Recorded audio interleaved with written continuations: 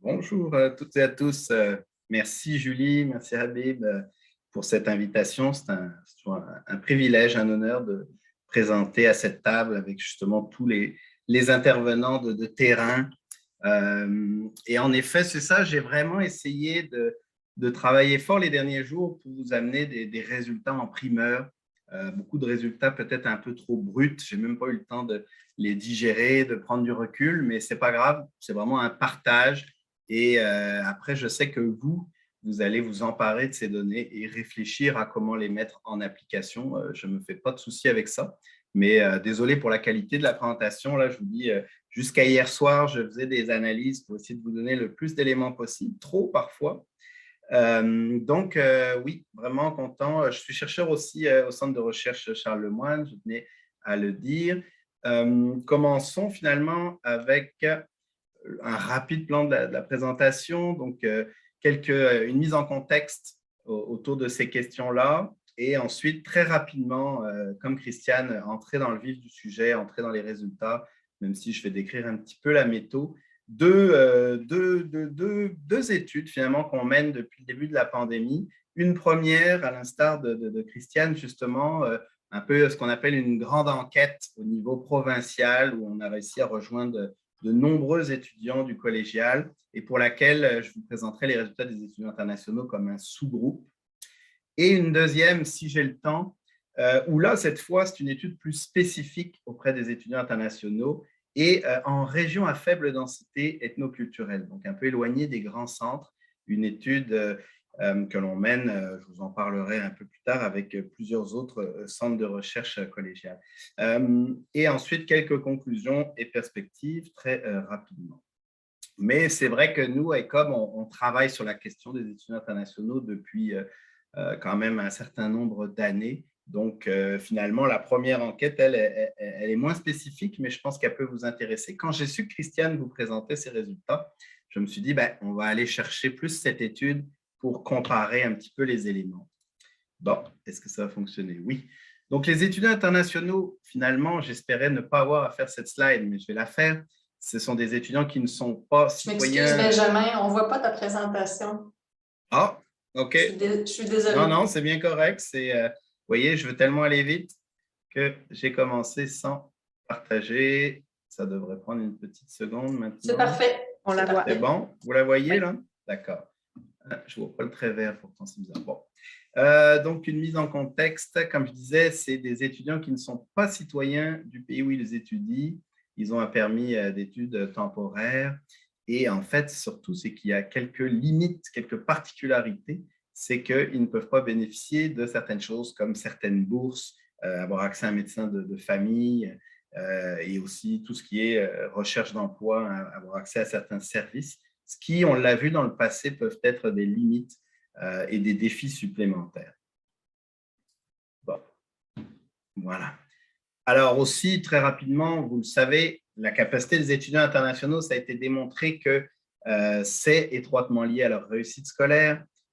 Également, de manière plus générale, le bien-être psychologique d'un étudiant contribue à son apprentissage, sa réussite. Donc, on trouve, nous, depuis justement un certain nombre d'années, que c'est important de s'intéresser au sentiment d'intégration, l'adaptation psychosociale, notamment pour soutenir la réussite scolaire de nos étudiants. Seulement, quand on a fait le constat il y a 5-6 ans, il y avait très peu d'études au niveau collégial, au niveau de la santé mentale des étudiants internationaux.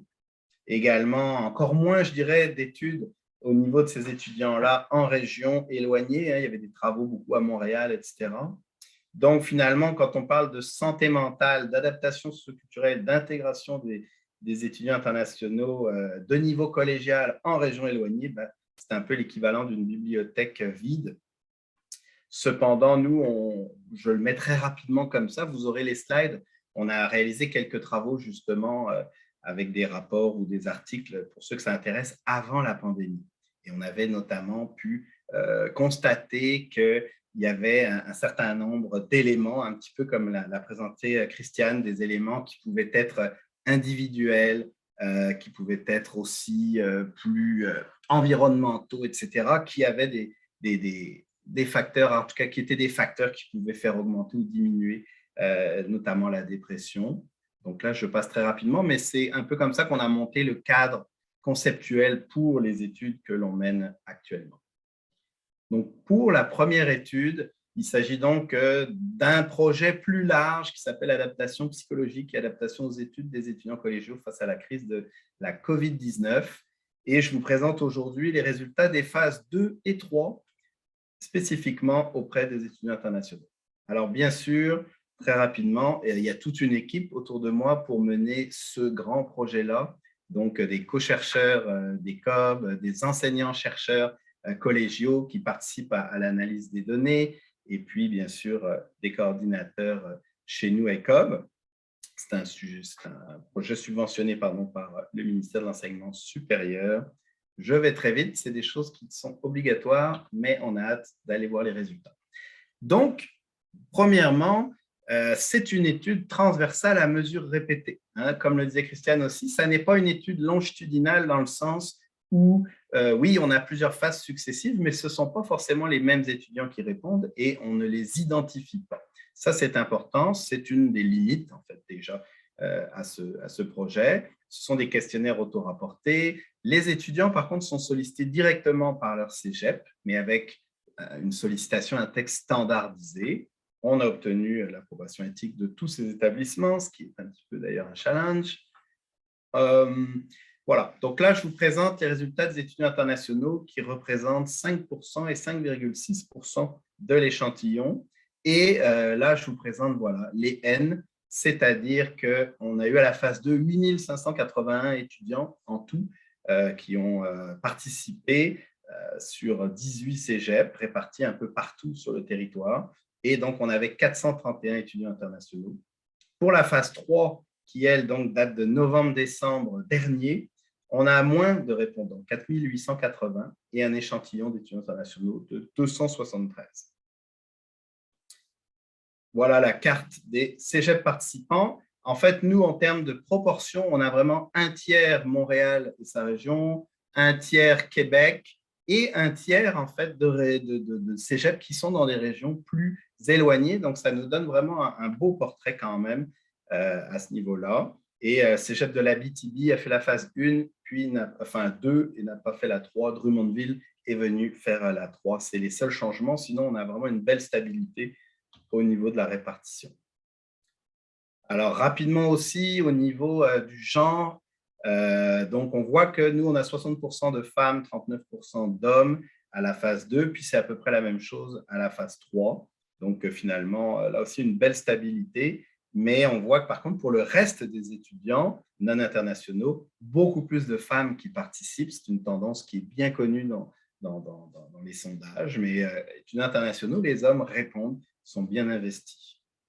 Au niveau de l'âge aussi, une très, très belle stabilité entre les deux phases, donc à 1 an d'écart, 61 ans en moyenne, 61%, pardon, bien sûr, ont moins de 19 ans et environ 39%, 20 ans et plus. Alors que pour les étudiants internationaux, on a eu un petit rajeunissement de la population lors de la phase 3 par rapport à la phase 2. Mesures de santé mentale. Donc, c'est important de savoir que, en tout cas, moi, je travaille toujours avec un modèle conceptuel, donc qui est connu par ailleurs, des modèles biopsychosociaux en psychologie de la santé, normalement, tout ce qui est adaptation au stress. Donc, finalement, on amène des éléments qui sont connus par ailleurs et on regarde à quel point c'est encore vrai dans un contexte spécifique qu'est les étudiants internationaux et un contexte également spécifique qu'est la pandémie.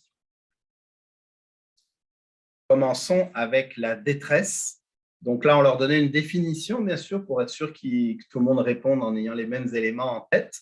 Lors de la phase 2, donc novembre-décembre 2020, on avait une belle répartition au niveau, je dirais, des étudiants.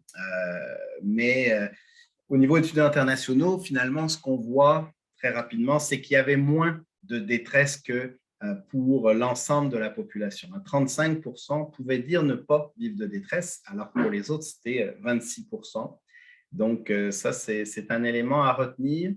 Et récemment, donc en décembre dernier, on leur a demandé de se comparer par rapport à l'année d'avant. Et finalement, c'est là qu'on voit justement une belle répartition, un tiers, un tiers, un tiers pour les étudiants non internationaux, hein, entre plus de détresse, autant de détresse, moins de détresse. Et encore une fois, les étudiants internationaux qui ont légèrement moins de détresse psychologique, on le voit en bas à droite. Donc, ça, c'est un élément à retenir. Ce qu'il faut comprendre, je le dis très rapidement, c'est que je fais appel à vos souvenirs, mais novembre-décembre 2020, c'était la fin d'une session où la COVID, on était en plein dedans, dans les restrictions, et on avait aussi, bien sûr, une session collégiale qui s'était faite complètement à distance. Novembre-décembre dernier, on est dans un contexte où toute la session s'est faite pratiquement en présentiel. Quand c'était à distance, c'est un peu plus par choix. On avait beaucoup moins de lourdeur au niveau de la crise pandémique car on l'a fait avant le retour d'Omicron.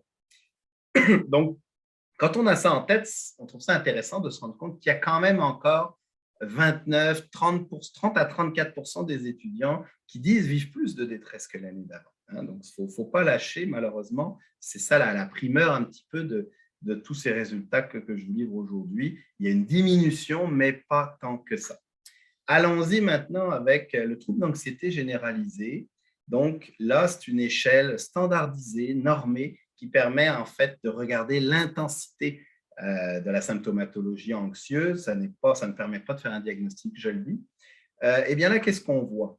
On voit finalement, je vais tout de suite te donner le texte, une diminution significative pour l'ensemble des étudiants, mais une prévalence qui demeure importante. Donc, on est passé de un étudiant sur 2,4 lors de la phase 2 à un étudiant sur 3 à peu près qui souffre d'un trouble anxieux au niveau de la population générale.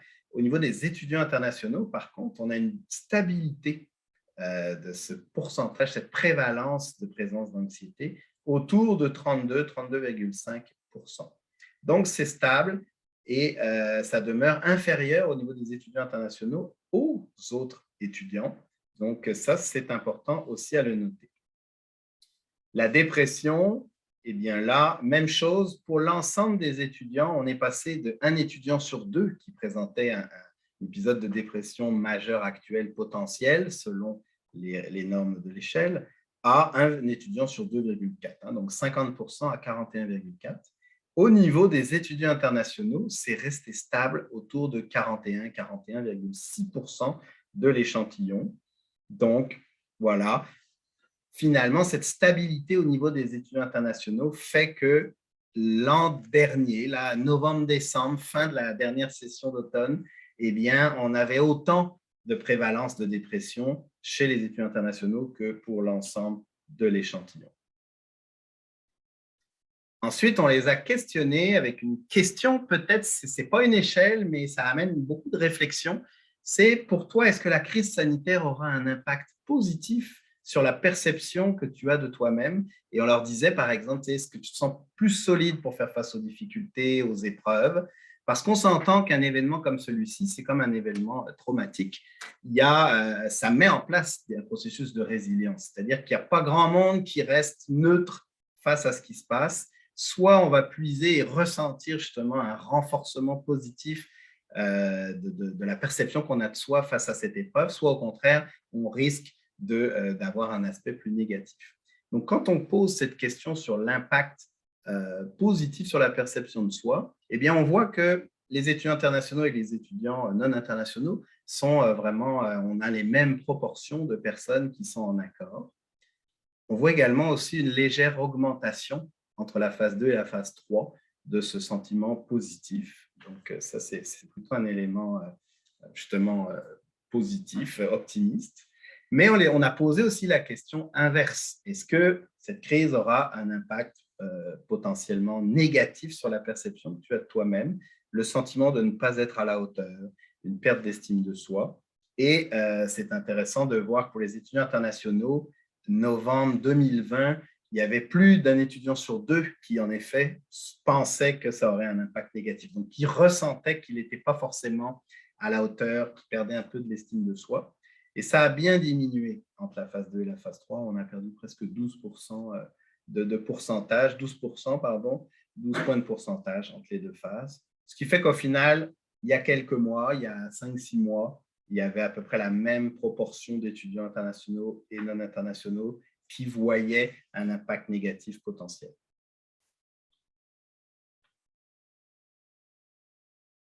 Les modérateurs potentiels, on en a beaucoup dans l'étude, mais je passe pour aller justement sur un élément qui a été questionné tantôt, puis je pensais bien qu'avec les intervenants aujourd'hui, le public, ça allait vous intéresser.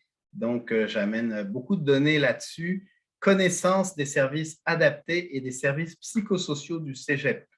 Donc, sur l'ensemble des répondants, on a quand même une belle connaissance des services, avec une tendance à mieux connaître les services adaptés tout de même que les services psychosociaux. Une petite augmentation de la connaissance des services adaptés, ce que je trouve est très important.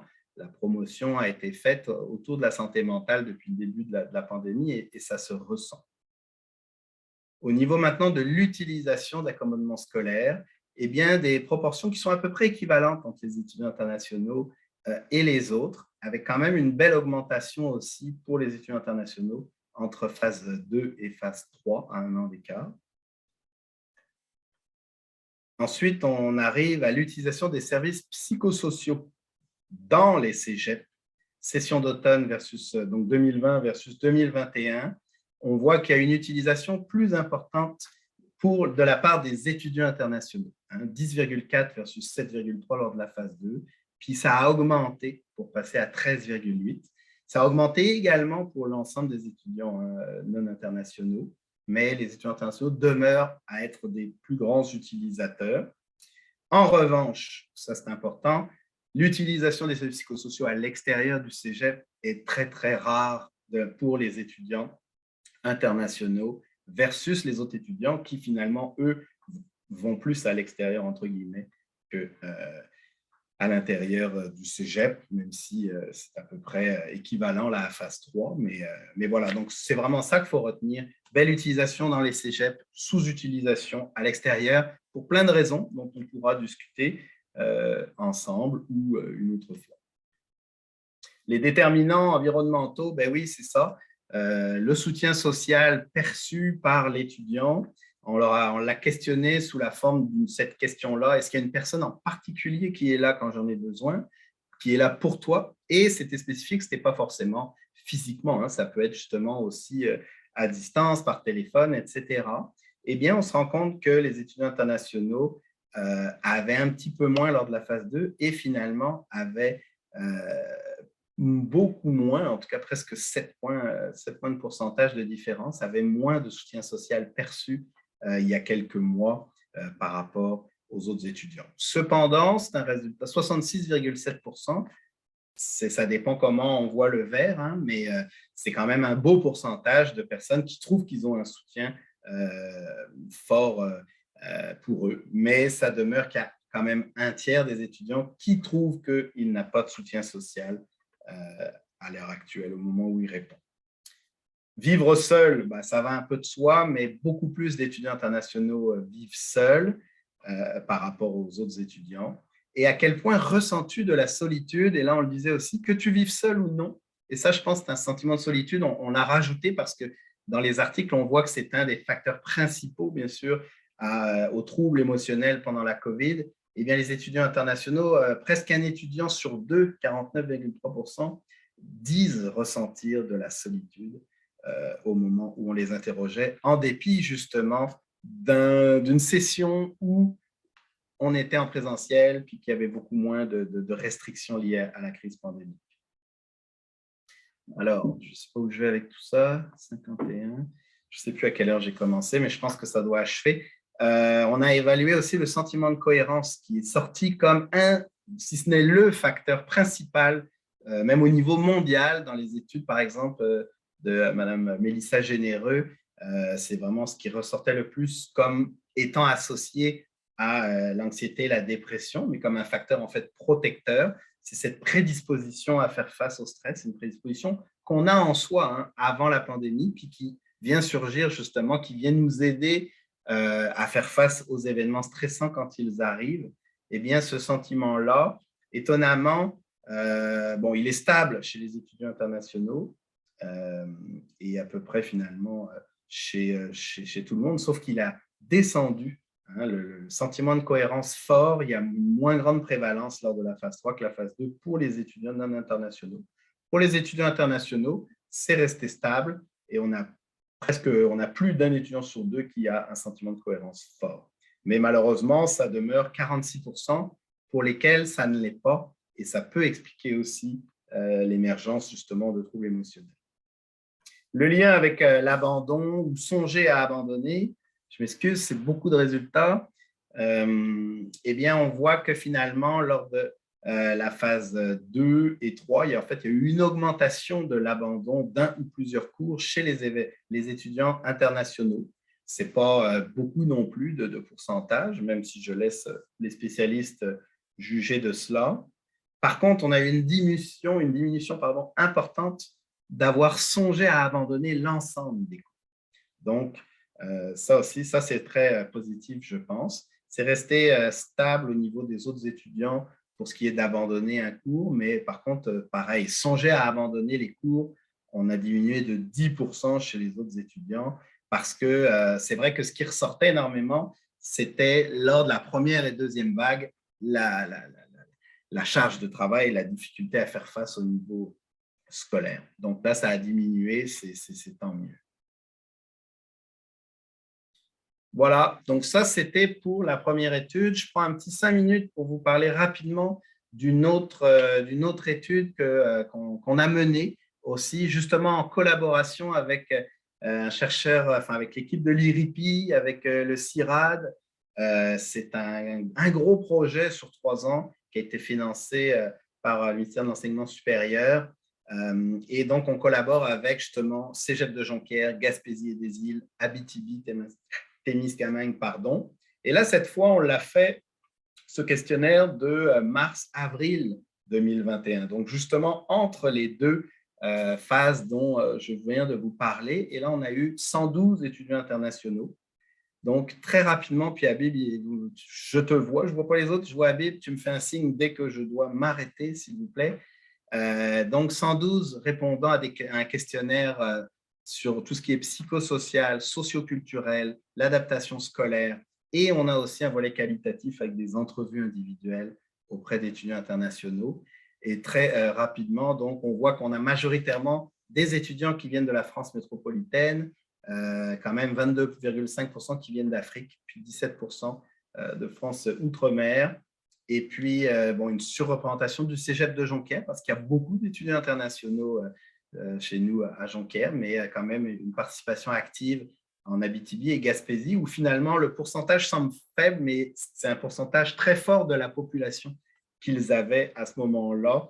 Donc, ça demeure très intéressant quand même en termes de représentativité des résultats. Voilà. Puis donc, rapidement, on fait passer une échelle d'adaptation socioculturelle qui recense 29 éléments classiques de comment on s'adapte socioculturellement. Et là, je vous ai montré ceux pour lesquels il y avait la plus grande prévalence de difficultés exprimées par les étudiants. Et c'est intéressant de voir que l'alimentation arrive au premier plan.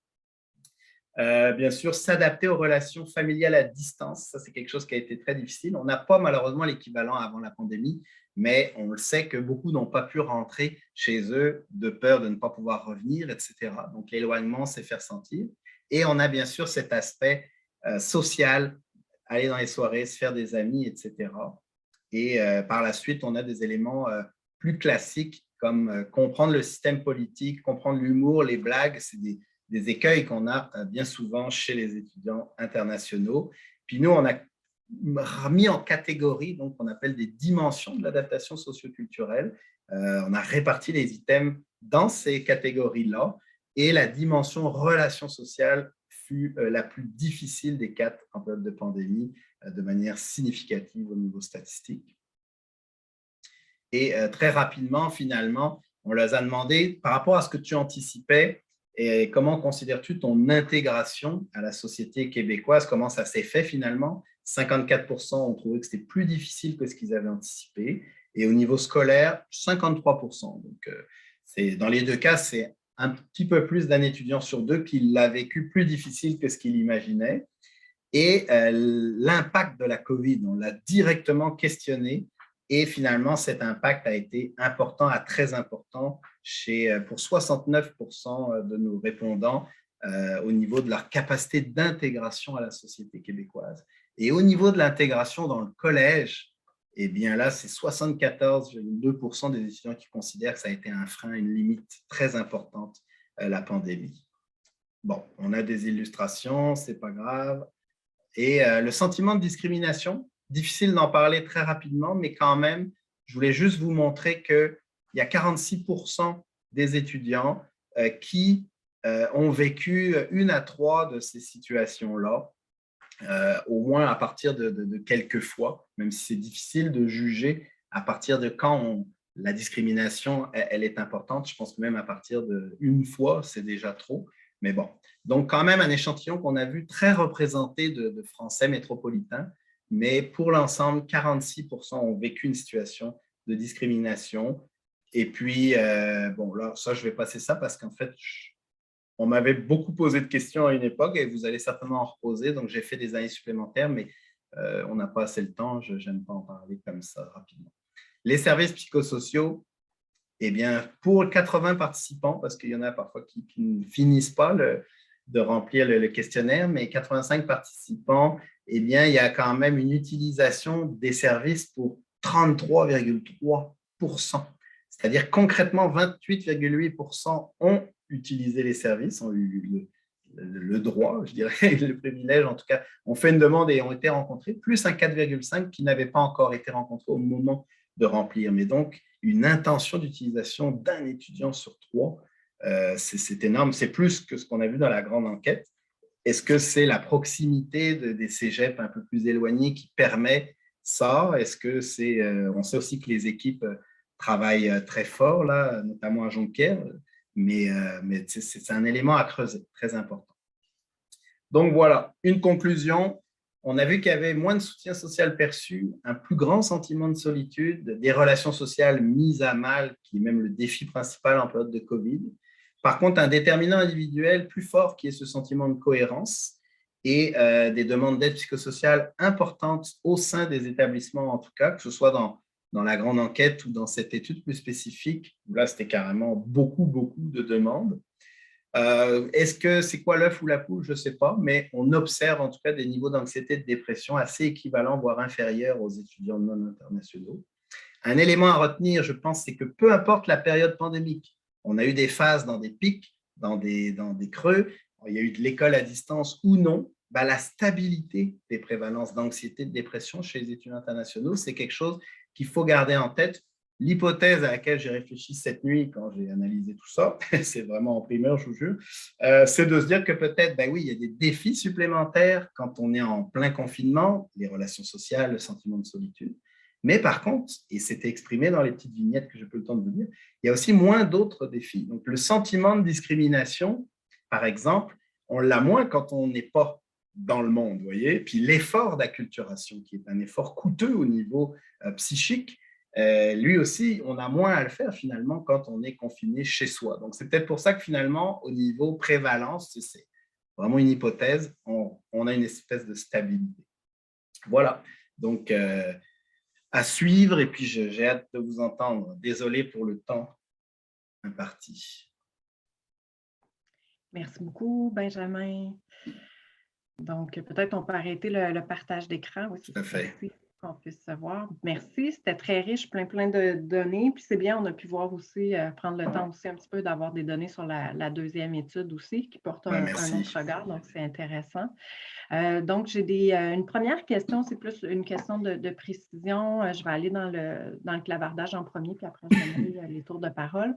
Donc, il y avait quelqu'un juste qui se demandait au niveau des données récoltées lors de la phase 2, est-ce que le nombre de répondants est le même pour la phase 3? Donc, de mémoire, c'était des chiffres qui étaient moins élevés au niveau de la phase 3 parce que la personne se posait la question parce que beaucoup d'étudiants internationaux ont reporté leur projet d'études au Québec en raison de la situation sanitaire lors de la phase 2. Tout à fait. Alors, moi, je ne pourrais pas dire que c'est ça la cause, dans le sens où, en fait, on a eu moins de participants à la phase 3 qu'à la phase 2 au niveau global. Donc, on est passé de 8600 à autour de 5000. Donc, finalement, il y a moins d'étudiants internationaux, mais la proportion de l'échantillon, je l'ai dit très rapidement, c'était 5 à la phase 2, puis c'est 5,6 à la phase 3. Donc, finalement, moi, je n'ai pas vu, entre guillemets, une diminution d'effectifs au niveau des répondants. Parfait. Merci. Ensuite, il y avait une autre question concernant est-ce que l'intégration professionnelle a été évaluée aussi dans le cadre d'une des recherches? Non, alors pas là en période de pandémie, parce qu'en fait, c'est ça, là, je ne vous ai même pas tout montré, mais les questionnaires étaient quand même assez longs dans le sens où on regarde beaucoup l'adaptation scolaire et je n'ai pas pu vous en parler là. Donc, on a vraiment ciblé plutôt sur cet aspect-là, sachant aussi qu'on allait évaluer aussi bien les jeunes de première année, première session, que vers la fin. Donc, on ne voulait pas faire un volet plus spécifique, mais c'est une très bonne question. Ce qui n'empêche que pour la personne intéressée peut communiquer avec nous parce qu'on a fait d'autres études par ailleurs auprès des étudiants internationaux et justement sentiment aussi, volonté de demeurer dans leur région, tous les contacts avec justement les employeurs potentiels de la région. On a une équipe, on a un projet qui a été fait à ce niveau-là. Donc voilà, c'est pas dans ces projets-là, pardon, mais n'hésitez pas à communiquer avec moi. C'est une question vraiment très, très importante en effet. Et justement, la limite dont je parlais au départ, elle paraît anodine, mais à un moment donné, on a voulu lancer un projet justement, notamment au Saguenay-Lac-Saint-Jean, sur qu'est-ce qu'on peut faire, qu'est-ce que même un cégep peut faire pour soutenir justement la suite, la recherche d'emploi. Et en fait, les organismes qui s'en occupent disaient que les étudiants internationaux, justement, n'étaient pas éligibles, en tout cas ne pouvaient pas profiter de ces services-là à cause de leur statut. Donc, bon. Et puis ensuite, bien sûr, l'IRIPI, grands experts aussi de cette question-là. Donc, vous pouvez aussi vous tourner vers Habib et son équipe. Parfait. Merci. Une autre question, quelqu'un qui demande de préciser le concept d'effort d'acculturation. Ah, très. Alors, effort d'acculturation, ça doit exister, mais je vous avoue que c'est une espèce de concept auquel j'ai pensé hier en faisant la slide. Donc, ça, mais je suis sûr que quelqu'un d'autre l'a inventé avant. Là. Mais pour moi, en tout cas, cet effort-là, il peut se faire naturellement et sans que ce soit un effort. Mais l'effort d'acculturation, c'est, selon moi, une prédisposition psychique, un effort psychique ou psychologique, si vous voulez, et comportemental que vous devez déployer pour, finalement, l'acculturation, c'est-à-dire l'intégration d'une culture et l'entrée en vous. Alors, souvent, c'est vu de manière péjorative. Moi, je pense que ça ne l'est pas forcément. Ça n'est pas de s'oublier soi, mais c'est plutôt d'intégrer une autre culture et de la comprendre. Et à la fin, une belle acculturation, c'est justement que ça fasse du sens avec ce que l'on est soi. Mais ça demande un effort dans le sens où, justement, on le voit tout au long du processus d'être en immigration. Hein, dans ce processus-là, on est tout le temps en train de re-questionner les valeurs du pays d'accueil versus les siennes, comprendre la langue, comprendre justement, on l'a vu, l'humour, parce que l'humour est mis en contexte culturel. Donc, c'est un état psychique qui, je trouve, peut être fastidieux, peut être coûteux. Ça peut être très positif, mais c'est un effort, moi, que je trouve. Et celui-ci, en fait, il n'est pas exprimé comme tel, mais dans les verbatims, dans les entrevues, on l'entend à quel point c'est énergivore, justement, de tout le temps essayer de se confronter à ça et d'intégrer et de comprendre. Et finalement, moi, je pense que cet effort-là, il s'associe de plaisir, mais il s'associe aussi parfois de micro-agressions, d'événements qui peuvent être difficiles à vivre et stressants. Donc, en fait, très rapidement, ce que je voulais dire, c'était un peu ça, c'est quand je suis confiné, je me sens seul, je suis chez nous, mais je ne sors pas. Donc, finalement, je ne suis pas confronté aux autres, entre guillemets. C'est un peu radical ce que je dis, mais il y aurait à approfondir cette idée-là, en effet. Mais c'est ça. Je sais pas si ça suffit. Merci. Oui.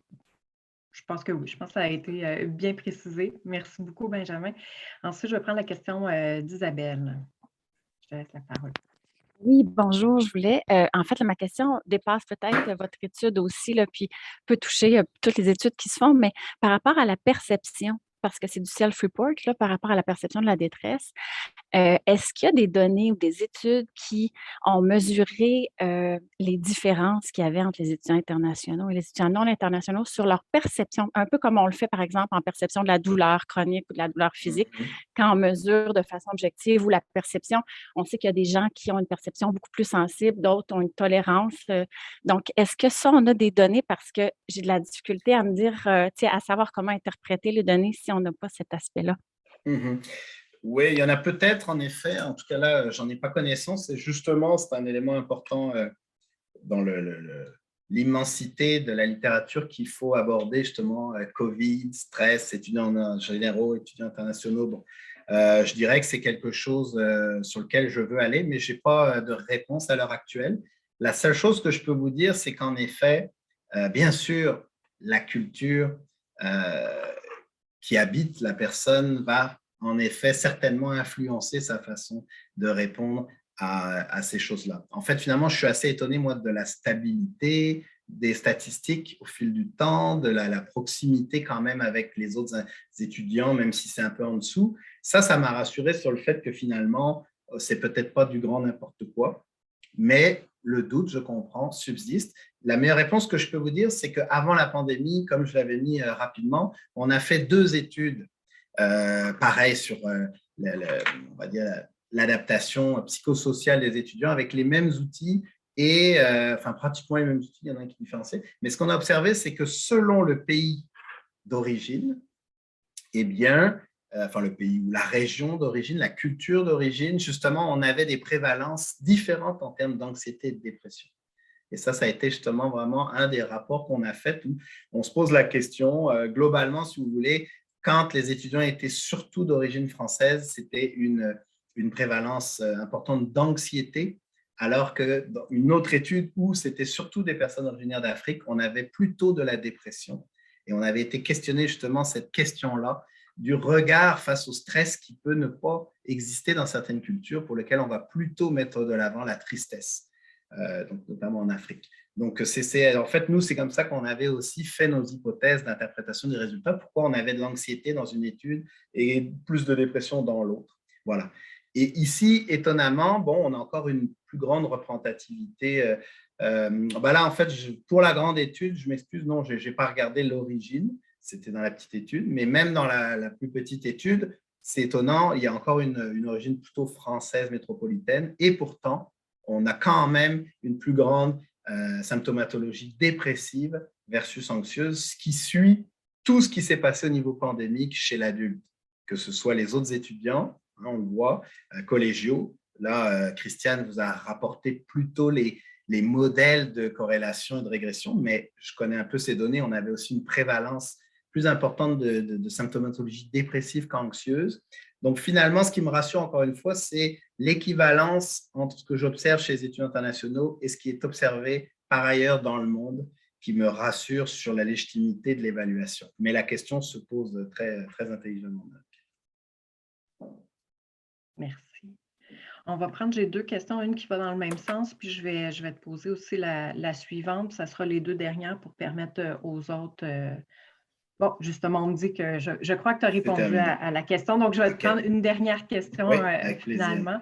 Comme ça, on va pouvoir ensuite enchaîner avec notre troisième présentation. Avant juste la question, moi, je voudrais remercier Régis Fortin et Jean-François Villeneuve, parce que je trouve qu'on ne le fait pas assez. Ce sont des personnes qui sont impliquées jusqu'au-dessus du cerveau et au niveau des bras avec nos étudiants internationaux et qui soutiennent nos études et qui nous permettent aussi d'aller chercher des N importants, qui font un travail remarquable, et le service psychosocial aussi. Puis ça, c'est une limite. Quand j'ai vu qu'un étudiant sur 3 avait eu accès aux services psychosociaux dans l'étude, là, dont beaucoup sont quand même au cégep de Jonquière, bah, faudra que je regarde ça, mais ça peut être une limite que le travail est très bien fait au cégep. Je ne dis pas que ce n'est pas fait ailleurs, hein, mais je tiens à remercier cette équipe qui travaille beaucoup avec nous et c'est très important. Voilà, j'accueille la dernière question, désolé. Bien, en fait, je vais en rajouter une parce que ça va un petit peu dans le sens de ce que tu viens d'évoquer. En fait, est-ce que justement, c'est prévu peut-être à l'heure, soit de analyser les données comparatives peut-être entre des cégeps de Montréal versus des cégeps de région où on sait des fois où il y a des plus grosses cohortes qui arrivent, qui sont peut-être un petit peu plus encadrées, justement, un peu ce que tu évoquais, ce qui est fait au cégep de Jonquière. Puis des fois, les façons de faire peut-être sont un peu différentes à Montréal ou dans des grands centres. Donc, il pourrait peut-être expliquer une différence effectivement au niveau de la connaissance des services puis l'utilisation de ces services-là. Est-ce que ça va être prévu une analyse un peu comparative ou dans une autre étude? Oui, non, ben en fait, on ne pourra pas le faire dans l'étude spécifique parce que c'est vraiment que sur les régions éloignées. Maintenant, pour la grande étude, en fait, déjà, sachez que sur notre site web, on a des webinaires, beaucoup d'heures de webinaires où on présente les résultats de la phase 2 quand même avec les presque 9000 personnes. Bon. Et plein d'infographies aussi où on voit les sous-groupes.